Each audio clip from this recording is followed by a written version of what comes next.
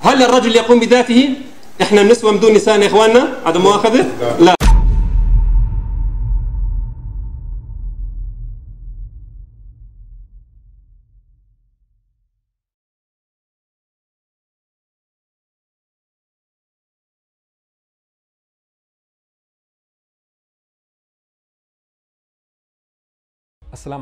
السلام علیکم و رحمت الله برادران.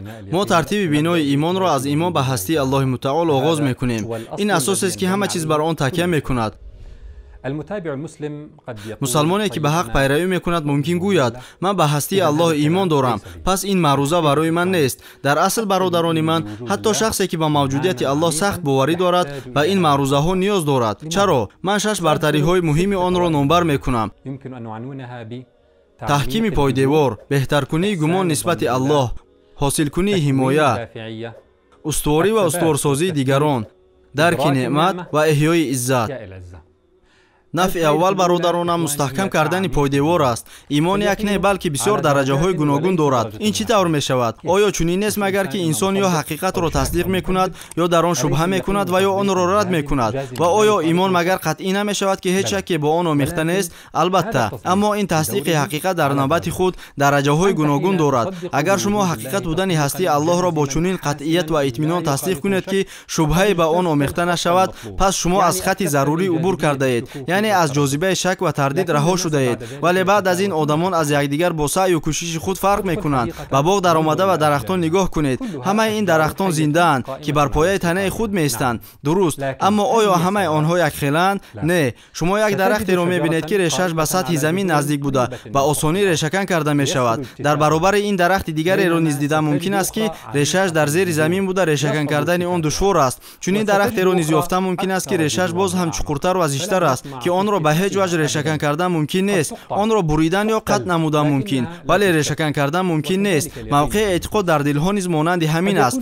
ممکن است که در یک گروه معین هر مسلمان اعتقاد زنده داشته باشد، مثل این درختان زنده، اما آنها در استواری از همدیگر خیلی فرق میکنند. مثلا وقتی که به اضطراب دچار میشوند، این درختان هیچگاه میوه یخیله نخواهند داد. بعضی از این درختان تنها برای خود فایده‌ناک بوده میتوانند و بعضیشان میوه خود را به مردم میدهند و مردم در سایه‌شان استراحت میکنند. اعتقاد نیز مانند همین است. از این رو حتی آدم ایماندار نیز به آن نیاز دارد که درخت ایمانش را آبیاری کند تا آن خشک شده هلاک نشود، بلکه برعکس شکفته میوه آورد، نفع بخشد و ریشه‌اش را چقورتر راند. و مهمترین راه آبیاری آن تفکر است که پروردگار ما به آن با کلام زرین خود ترغیب میکند و تفکر میکنند. بهترین تفکر این تفکر درباره دلیل‌های هستی الله عزوجل است. الله بر راهنمای آنان که هدایت یافتند می‌افزاید. ابراهیم علیه السلام درک نموده بود که ایمان درجه های گوناگون دارد. هرچند او ایمان خیلی قوی داشت، با وجود این او خواست که به درجه نهایی ایمان برسد. چون ابراهیم گفت ای پروردگار من، به من بنمای که مردگان را چگونه زنده میسازی.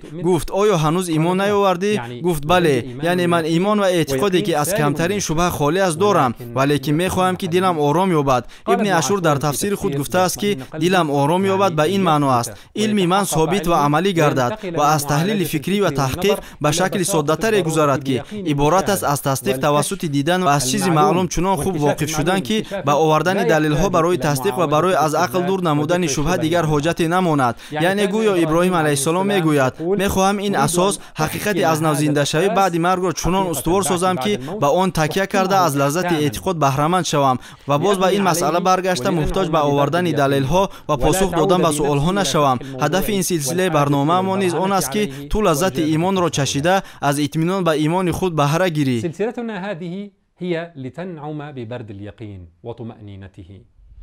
فایده دوم بهترکنی گمان نسبت الله. راه ما برای به دست آوردن دلیل های تصدیق کننده موجودیت الله متعال هرگز تنها یک دلیل آوری خالی نمی شود، بلکه هدف علاوه بر عمیق‌تر کردن اعتقاد به هستی او، این تحکیم محبت به الله متعال و ایمان به عدالت، حکمت و رحمت اوست. هر دفعه که به دلیل های موجودیت الله و سپس به دلیل های درستی دین او نظر کنی، باوری تو به رحمت او سبحانه که همه این نشانه ها را آفریده است می افزاید و به خود خواهی گفت خداوندا آخر این همه نشانه ها و دلیل ها رو تو آفریده ای. ای پروردگار من، تو نسبت به بندگانت چقدر مهربانی. اعتقاد شما به عدالت الله متعال زیاد می شود، زیرا پس از همه این او کسانی را که به او ایمان آوردند جزا می دهد و شما حقیقتا خواهید دانست که پس از همه این مردم در برابر خدا هیچ دلیل و هیچ عذری ندارند. بعضی مسلمانانی هستند که در حقیقت به هستی الله مطمئنند ولی در این مسئله شک دارند. در ذهن آنها سوال به وجود می آید که چرا کافری که به هستی الله یا درستی اسلام قناعتمند نیست مجازات می شود. چون این شک و شبهه ها بنده را که به هستی الله باور دارد به گمان بد نسبت به رحمت و عدالت الله می برد. ای برادران، ایمان به الله از تصدیق، عمل دل، عمل زبان یعنی سخن و اعمال عضوهای بدن عبارت است. تصدیق چنان که گفتیم تنها یک درجه ندارد و به تحکیم، استوارسازی و آبیاری توسط تفکر عاید دلیل‌های هستی او سبحانه محتاج می باشد. عمل‌های قلب‌ها باشد محبت به الله، اعتقاد به عدالت او، گمان نیک نسبت حکمت و رحمت او می باشند که نیز به تفکر عاید دلیل‌های موجودیت الله سبحانه نیاز دارند. اگر شما حقیقت را تصدیق کنید ولی عمل قلب آشفته باشد، گمانتان نسبت خدا کاملا خوب نباشد و در قلب اضطراب داشته باشید، پس نور تصدیق حق در پس پرده باقی خواهد ماند. از این رو ایمانی که ما درباره آن سخن می‌رانیم دو نوع است: ایمان به موجودیت الله و ایمان به آن که دلیل‌های هستی الله بسنده، شفابخش، روشن و واجب گرداننده هستند که به وسیله آنها علیه همه آدمان دلیل ثابت می‌شود. فایده سیوم حاصل کنی حمایه است. ایمان در آن مفهومی که ما شرح دادیم قوه شماست که با آن شما می توانید همه چیز را از خود دور کنید. آن محرکی می باشد که وابسته به قوه آن شما به پیش حرکت می کنید و می توانید به افقهای نو برسید و قله ها را فتح کنید. هر وقتی که شما مسئله اعتقاد را مستحکم سازید، در پیش شما تنها عمل و با زنده‌دلی و غیرت به سوی بهشت روانه شدن باقی میماند و خلاص. برای شما آن چیز باقی میماند که تمام توانایی جمع نموده خود را در خدمت دین خدا، استواری در این راه و قطعیت، ثباتکاری و اصرار به آن دعوت نمودن صرف کنید. هر باره که شما دین را آبیاری کنید، فعالیت شما از نو پرزور گشته، سستی شما از بین می رود. برای همین اولین صفتی که الله در کتاب کریم خود در اول سوره بقره با آن تقواداران را وصف نمود، آنهایی که به غیب ایمان می‌آورند می باشد. این از عامل پیشبرنده همه چیز. در برابر این اگر در ریشه یعنی ایمان کمبودی موجود باشد، این البته به میوه‌ها تاثیر خواهد کرد. فایده چهارم ای برادران، استواری و استوارسازی دیگران می باشد. ما در زمان فتنه ها زندگی می کنیم. این فتنه ها آدمان بسیار را از ایمانشان محروم کرده است. مسلمان وظیفه دار است که خود را حفظ کند و ریشه های اعتقاد خود را در زمین عمیق‌تر گذارد تا به طوفان های فتنه ها تاب آورده اطرافیانش را قوی گرداند. بیایید یک جای درباره گفته های ابن تیمیه رحمه الله اندیشه کنیم. همه آن شخصانی که پس از کفر به اسلام گرویده یا مسلمان تولد شده شریعت الله را رعایت میکنند و از فرمانبرداران خدا و رسولش هستند، مسلمان میباشند و ایمان عمومی دارند، اما داخل شوی حقیقت ایمان به دلهایشان تدریجا به عمل میآید و آن هم اگر الله به آنها این را عطا فرماید، وگرنه بسیاری ها نه به اعتقاد رفته میرسند و نه به جهاد، و اگر به قلب آنها شک کاشته شود آنها را شک فرا میگیرد و اگر به جهاد امر شوند بیرون نمیروند. آنها نه کافرند و نه منافق، ولی علم و شناخت دل و اعتقاد قوی که شک را از آنها دور کند ندارند. اینک این گونه آدمان اعتقادی عمومی دارند ولی آن در دلهایشان عمیق جای نگرفته است و آنها در وضعیت خوفناک قرار دارند. اگر حتی تو برادرم از اعتقاد خود قناعتمند باشی هم، فرزندانت چه موقع دارند؟ آیا تو می توانی به آنها برای رسیدن به قناعتمندی و یقین کمک کنی؟ احوال عائلت، نزدیکانت و محیط اطرافت چگونه است؟ آخر ما در زمان جنگ فکری زندگی داریم که به پایه و ریشه تشه میزند تا مسلمانان به پروردگارشان عزوجل شک کنند.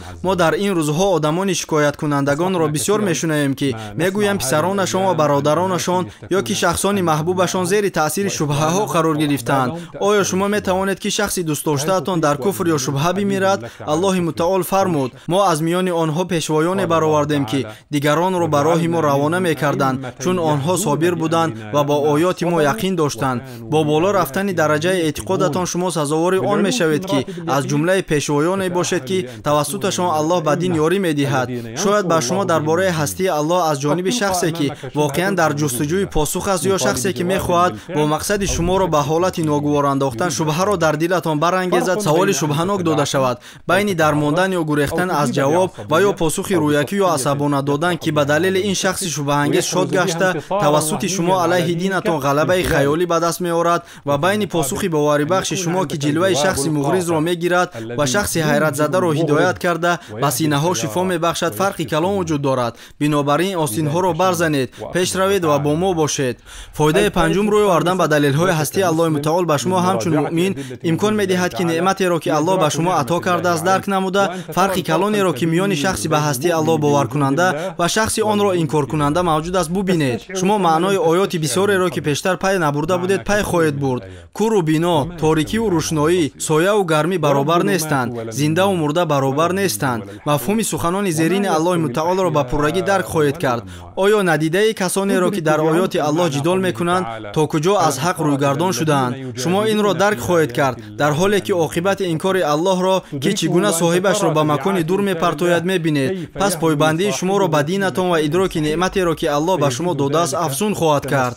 ибни Таймия дар китоби Минҳоҷи суннат овардааст ки Умар ибни Хаттоб Аллоҳ аз ӯ розӣ бод фармуд: агар дар ислом одамоне ки аз ҷоҳилият огоҳӣ надоранд ба воя расанд, гиреҳҳои ислом як ба як кушода хоҳанд шуд. рост аст, зеро ин гуна одамон бузургии чунин неъматеро мисли ислом дарк намекунанд. дар табиати онҳо миёни ҳақ ва ботил фосилаи андаке боқӣ мондааст ва гиреҳҳои ислом дар назди онҳо ба осонӣ метавонад кушода шуда, онҳо ба дараи шубҳа ва ҳалокат биафтанд. фоидаи шашум эҳёи иззат аст. дар баробари андеша кардан дар бораи далелҳои мавҷудияти Аллоҳ, шумо иззат ва созгориро бо худ эҳсос хоҳед кард, дар ҳоле ки русуми динии худро риоя мекунед ва ба он даъват мекунед. зеро шумо дарк мекунед ки шумо ба ҳақиқати равшан пайравӣ доред ва он чӣ ки шумо риоя карда ба сӯяш даъват мекунеду дигарон дар он сустӣ зоҳир менамоянд. русуми динатон, даъвататон амри маъруф ва наҳи мункар бар асоси ҳақиқати бузургтарин ва олитарин такя кардааст, ки дар ҳақиқат буданаш лаҳзае ҳам дудила намешавед. шумо ҳаргиз муҳтоҷ ба он нахоҳед шуд ки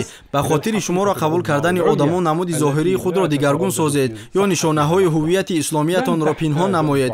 шумо эй хоҳарон, ҳаргиз эҳтиёҷ ба он нахоҳед дошт ки ҳиҷобатонро дигаргун созед ё тарзи зиндагиатонро тағйир диҳед то дигарон шуморо қабул намоянд. ҳатто агар дар муқобили ҷараён шино кунед ҳам ҳаргиз худро бегона ҳис нахоҳед кард, зеро шумо худро шахси асосӣ эҳсос мекунед, чун маҳз шумо шахсе ҳастед ки ин ҳақиқатро пайравӣ дорад.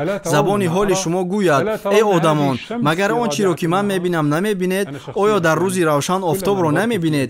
шахсан ман бародарон, ҳар боре ки ба далелҳои ҳастии Аллоҳ назар меафканам, ин бузургӣ, ин ҳамоҳангӣ ва рағбат барои одамонро ба тоати парвардигорашон азза ва ҷалла даъват намуданро эҳсос мекунам.